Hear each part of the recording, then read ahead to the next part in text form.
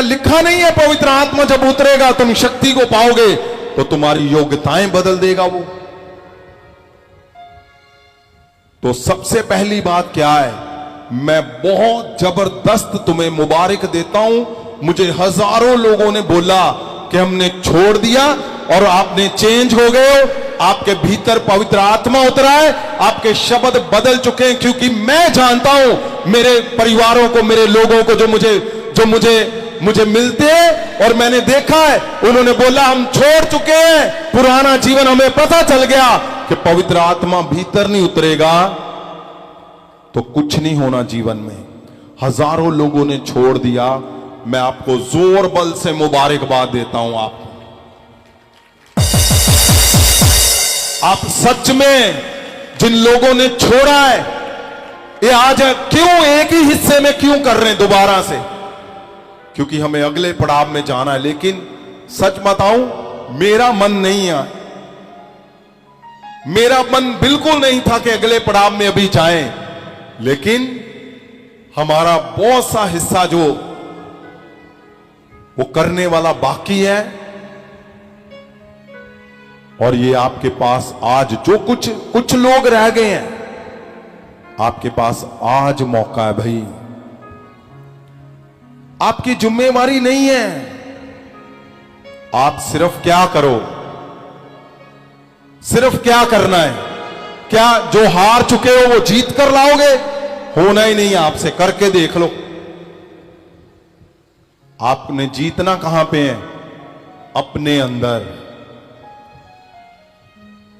जब तक वो खुन्नस नहीं छोड़ोगे, सुन लो मेरी बात, नहीं मिलना कुछ। जब तक आदतों में बदलाव नहीं आएगा, नहीं पाओगे कुछ भी। मसीह में चाहे तुम अपना लहू क्यों ना दे दो, अपना सब कुछ बेच के क्यों ना दे दो,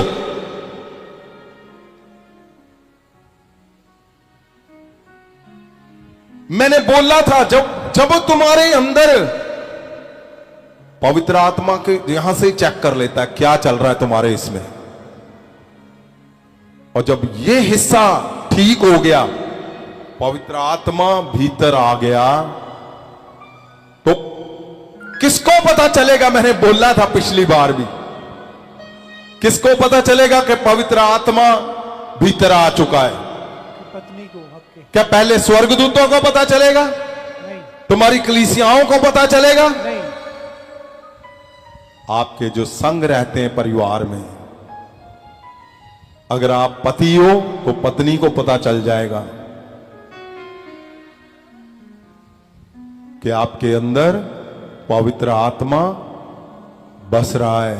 आपकी आवाज, आपके शब्द, आपका रहना बदल जाएगा। जब पवित्र आत्मा आएगा तो आपकी पत्नी को पता चलेगा, आपके बच्चों को पता चलेगा। तो देरी क्या है? देरी ये है कि हम पवित्र आत्मा की जो कंडीशन है, हम चाहते नहीं है कि वो आए।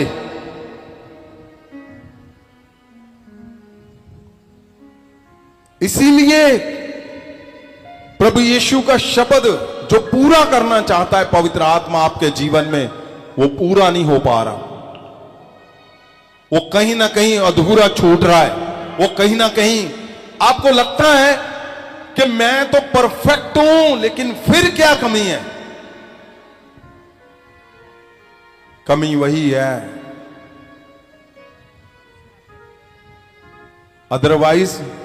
अदरवाइज क्या मुश्किल है भाई?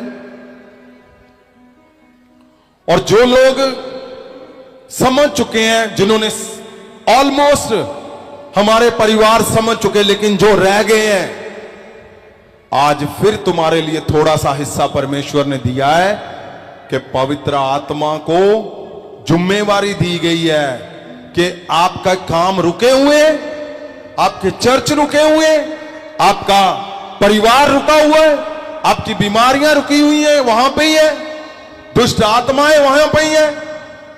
आपकी जिम्मेवारी नहीं है, आप यहां पे आए हो, यही सबसे बड़ी जिम्मेवारी। आज आपने उस कंडीशन को लागू करना है जो पवित्र आत्मा चाहता है। वो नहीं चाहता कि आपके भीतर से वो बहे और जब कहीं पे झगड़ा हो रहा है तो पता चलता है आपके में पवित्र आत्मा किस लेवल पे काम करता है। और कई बार तो अगर आप सही पे देखो तो धोखा है वो पवित्र आत्मा के साथ। आप धोखा दे रहे हो